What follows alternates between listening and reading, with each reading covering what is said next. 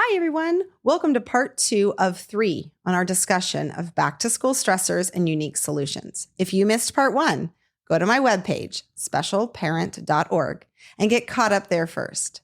In this episode, Shawna and I continue the discussion, giving you unique ways to empower your children and reduce your stress. We will talk about developmental readiness for school compared to the age of our children. So let's get chatting.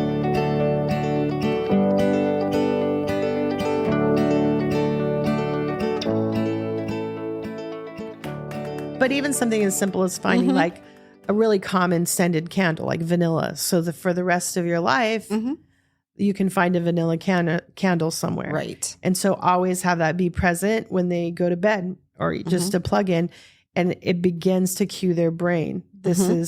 We're slipping into the routine now. And school is a routine. That's one of the reasons 100%. We love to go back, is because it sets our routines up. But if, like you said, we've got to start that before school starts. So that way, when school starts and it's the new transition, there's the other constant in our life. So that's a tip about getting your routine started before school starts. Yep. And then school is a transition, new people, old people we may not like. It's really probably the only time in our lives where we as a species are forced to completely immerse ourselves into a culturally different setting. Yes. All new people, all new master and commanders. So, our teachers are going to be new. Every year your boss changes. New. Every year your boss changes. Every year your social circle changes. I mean, if we're awesome enough in a position where it's awesome enough that we have same friends throughout school, that's fantastic. That's not always the case. No. And especially not in big cities like ours where you have multiple elementary schools feeding into the same junior high school. Now you've got several schools represented at the same thing in high school.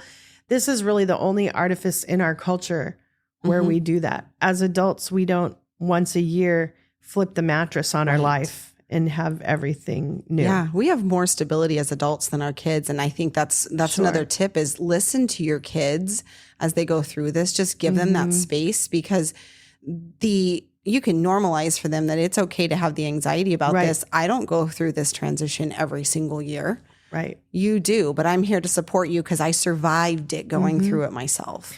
Right. And I would really be strong in the talk, even with teenagers, and they'll say you're cheesy, and I'm going to say, well, you like nachos, so I guess we're cool. Find ways to enforce that this is the 7th new school year that you've started, or this is the 10th new school year. How courageous are you that you keep going back and you find your way and you find a place? That's incredible. Yes. I, as an adult, I don't have to do that, but you have to do that every year, and encourage them, because we don't really recognize that as a skill, but it is. It is. And You're it's a huge challenge for some kids. They love it. We have students that are bummed out at the breaks. They're bummed out at summer. They're thriving in the school setting. But I think that is not the norm. There is just a societal expectation that this is what we do.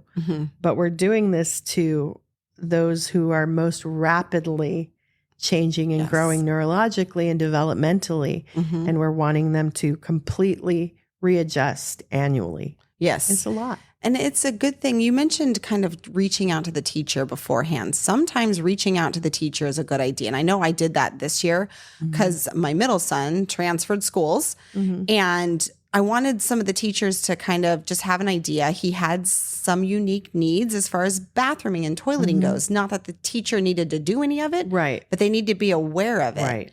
So I put a picture of him in the email so that way they have a face to it, kind of also showed his unique sense of style with his bright green shirt and his camo orange shorts with his red Crocs. So I was like, this is my kid's sense of style. He loves to learn. He actually is a pleaser. So he'll work his little butt off, but just understand that all of a sudden when his eyes pop up, if he goes, I got to go to the bathroom. Like, he needs to go now. Yeah. He can't wait for someone else to come back. He can't do these other... He can't wait till the end of the lesson. Right. He's not trying to be disruptive. Exactly. So I think it's important when your kid has a unique need that's going to be different than classroom expectations. We reach out beforehand and just give the teacher, hey, a heads up, without maybe giving them a paragraph or their life story. Right. so being a teacher, also being on the flip side of that, if I have, 15 parents wanting to tell me, roll out the full totality of their child's needs, that can be overwhelming, even as sincere as I might be wanting to know. So even just putting a few bullet points to say, hey, for the first few weeks of school, I just thought this might help you to keep these things in mind and send it. You are the queen of making requests with gifts. Yeah, I do. So I'm a gift giver. Yeah, you're a gift giver. So if you make the request with the Starbucks card or make the request with a candy bar, because what you're really doing, first of all, it's wonderful for the gift givers and receivers, but you're also saying, I'm not attacking you. Yes. I'm not questioning your ability, and I'm not angry. I'm not pointing my finger. I'm saying I'm excited that you're part of my kiddo's team. And I so appreciate that you're doing what you're doing. And I just thought that this might help him and you to have this quick reminder. Because a lot of times as parents, I remember when my kids were younger, I would look at the IEPs and I didn't know what half of it meant. And even now when we get IEPs from another state, we're like, we've got our Indiana Jones hat on. We're trying to figure out piece it apart. Yeah, because the wording is different. The technical wording is different. So as a parent, just being able to say to the teacher, hey, you might want to check with this, this. So with my son, I had the opposite thing. We had a teacher who was, for lack of a better term, a major know-it-all. And I tried to tell her, so my son's disability presents a little different because he has reactive attachment disorder. And a lot of times everything you do is very counterintuitive to these kids. And I said, I'm going to send you in with some things, and he was in the meeting and he interrupted me. And she turned and just was like, you will not interrupt in my classroom, and you will not. And I thought, we'll see, ma'am. Yeah. We'll see what he does. Have fun with that. And she said, you will not be stealing in my room. That's not going to happen. And for my son, it's not even enforceable. ED. Yeah. She set herself up to fail. He was like, game on. Yeah. And with challenge accepted. Exactly. Within a week, we were like, hey, she called, hey, I'm missing 13 new calculators. And then we just found them in little holes buried around in our backyard. He didn't need them. She just said he couldn't take them home. So they were buried in our backyard. So giving the teacher the heads up, hey, my kid is great. I love them, but you might want to hide your electronics. And, he really, really loves the backs of remote controls. I don't know why, but he has quite a collection of them. So just put some tape on it. So heads up, but it's very easy as a teacher to feel like you're being attacked. Yes. And a lot of times, by the time kids are older and heading into school, they've spent, especially if it's an invisible disability, they've spent a lot of time with staff and people rolling their eyes and sucking their teeth at them. Oh, so they're very so weaponized. Hurtful. It's the judgment is outrageous.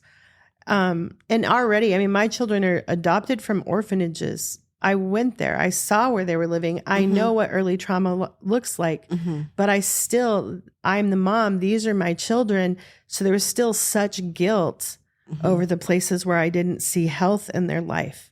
Yes. And so we take on ownership of that. So that's what makes you a good mom, though. Right.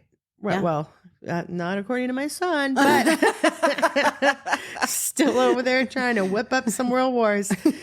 But when we stand in that place of judgment, it's hard not to weaponize yourself. Yes. So a lot of times I feel like as educators, we spend some of the first part of the year just trying to get our parents to lay down their defenses.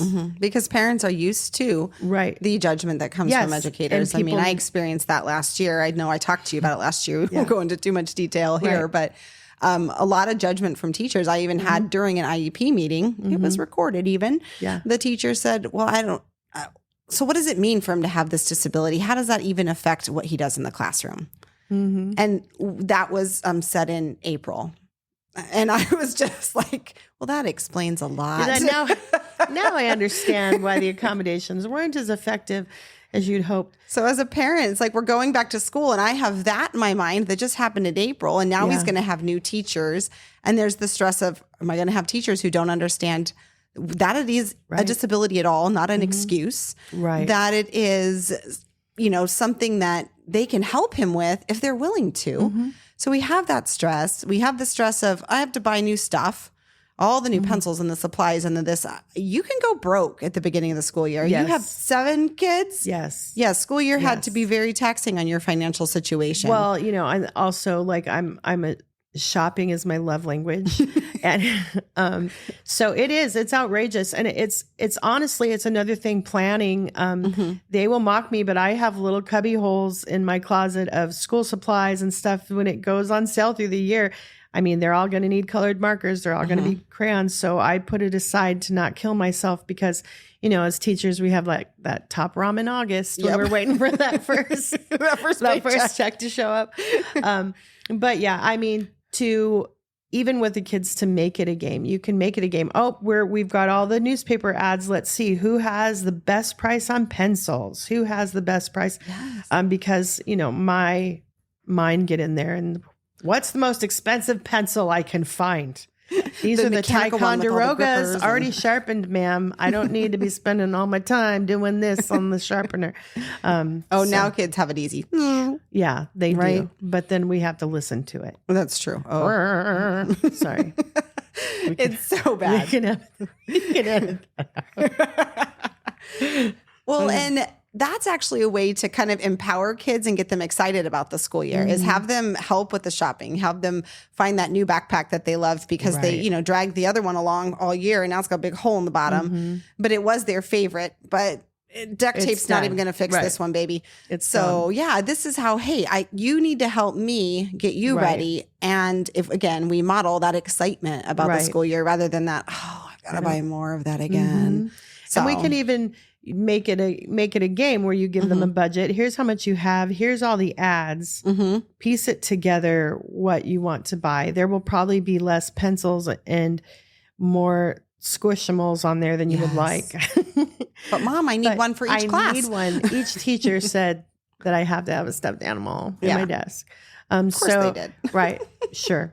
I'm sure. Oh, your teacher wanted your cell phone updated. All right. I don't think that happened, but I don't think you need the newest iPhone or Google, whatever. Right. Yeah. But and I have my own opinions on basically our supply list for our classes are just get yourself there. Yeah. With the students that we work with, the supply list is please come to school. Yeah, please get there. That would be great. On time would be preferable. Staying in class would be fully great. Clothed. Fantastic. Whoa. Let's just get there. But there are definitely things you can do. There was definitely one student wearing pajama pants today. I was told by another student that tomorrow is Friday, so she would be wearing pajamas. And I was like, that's a different version of casual Friday. Yeah, exactly. I didn't know. I'm hoping her pajamas are full pajamas. Listen. These days with the high schools out there. Whoo. But yeah. Well, our district just decided they're really going to enforce the dress code. And I'm hoping our students are very angry and upset. They are. We'll see how that goes. And I think it's fantastic. Yeah. I mean, I was kind of shocked when I saw a brassiere walking around campus the other day. Yeah, on the outside. There was nothing covering it. And I was like, oh, wow, that's not a shirt. Well, and that's another thing when you're sending your special needs child, it is very often that they are developmentally not where they should be. So they're now not ready to see. Now they're the twins out there. They're watching. Wow, is this a lingerie showroom? Yes. I didn't know. And we're trying to protect them because we know developmentally they're not prepared for that. And yet they're going into an environment where they're going to start to see it. Right. So sometimes we have to start having the conversation about what our family does just versus to add one more stressor. Right. Exactly. You need to get the pencils, the right color folders, and beware the bra. Right. Like, exactly. It's like, oh my gosh. And I watch my son. So my oldest is a senior, but my middle is navigating as a freshman, and I watch him walk around, and I'll be honest, there are times I'm really glad his face is in his phone I'm like, he has no idea what he's just passed by. Okay, that's really okay. Just keep looking at your phone. Yep, just keep looking down. Right. So there are times that those distractions can be good. Well, yeah. There are times.